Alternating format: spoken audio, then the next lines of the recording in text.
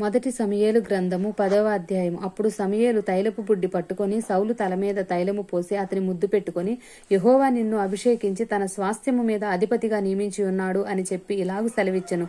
ఈ దినమున నీవు నా యొద్ద నుండి పోయిన తరువాత బెన్యామీను సరిహద్దుల్లో సెల్సహులో నుండు రాహేలు సమాధి దగ్గర 2 మనుషులు నీకు కనబడుదురు. వారు నీవు వెదకబోయిన గార్ధవములు దొరికినవి.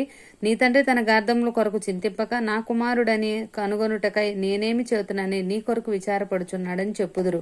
తర్వాత నీవు అక్కడి నుండి వెళ్లి తాబోరు మైదానమునకు రాగానే అక్కడ బేతేలునకు దేవుని యొద్దకు పోవు 3 మనుష్యులు నీకు కనబడుదురు.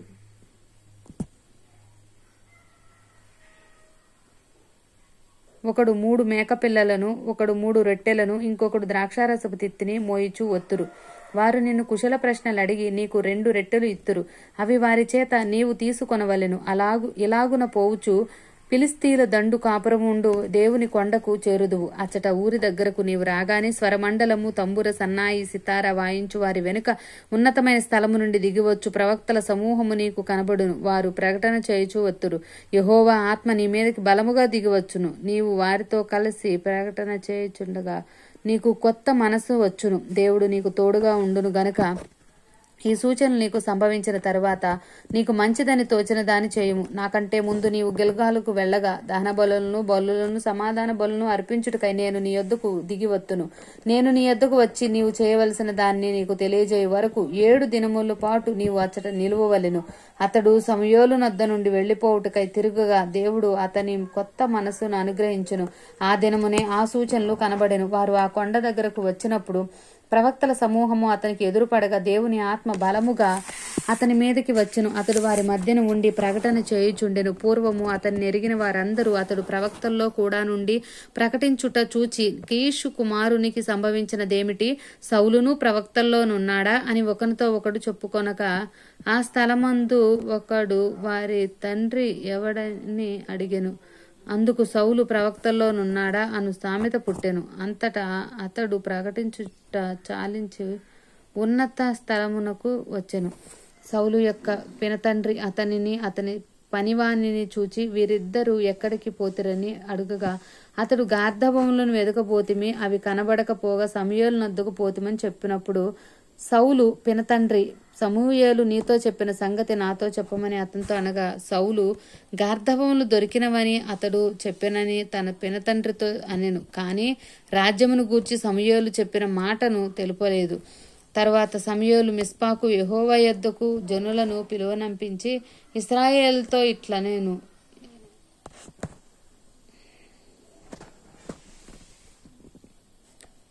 తరువాత సమూయేలు మిస్పాకు యెహోవా యొద్దకు జనులను పిలువనంపించి ఇశ్రాయేలుతో ఇట్లనెను.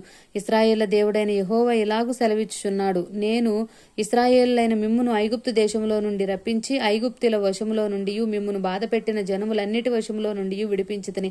అయినను మీ దుర్దశలన్నిటిని ఉపద్రవములన్నిటిని పోగొట్టి మిమ్మును రక్షించిన మీ దేవుని మీరు ఇప్పుడు విసర్జించి మా మీద ఒకని రాజుగా నియమింపుమని ఆయనను అడిగి ఉన్నారు. కాబట్టి ఇప్పుడు మీ గోత్రముల చొప్పునను మీ కుటుంబముల చొప్పునను మీరు యెహోవా సన్నిధిని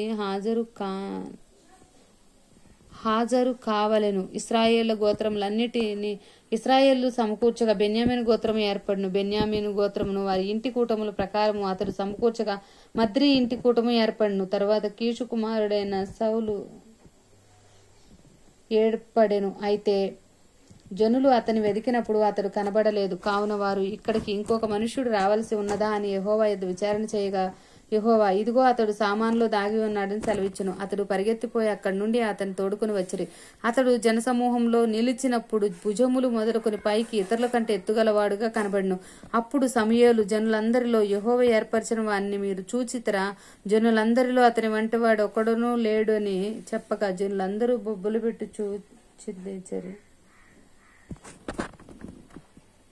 బొబ్బలు పెట్టుచు రాజు చిరంజీవి అగునుగాక అని కేకలు వేసిరి. తరువాత సమూయేలు రాజ్యపాలన పద్ధతిని జనులకు వినిపించి ఒక గ్రంథమందు వ్రాసి యెహోవా సన్నిధిని దాన్ని ఉంచెను. అంతట సమూయేలు జనులందరినీ వారి వారి ఇండ్లకు పంపివేసెను. సౌలును గిబియాలోని తన ఇంటికి వెళ్లిపోయెను. దేవుని చేత హృదయ ప్రేరేపణ నొందిన శూరులు అతని వెంట వెళ్లిరి. పనికి మాలిన వారు కొందరు ఈ మనుషుడు మనల్ని ఎలాగూ రక్షింపగలడని చెప్పుకొనుచు అతని నిర్లక్ష్యము చేసి అతనికి కానుకలు తీసుకొని రాకుండా అతడు చెవిటివాడైనట్టు ఊరకుండెను. ఆమేన్.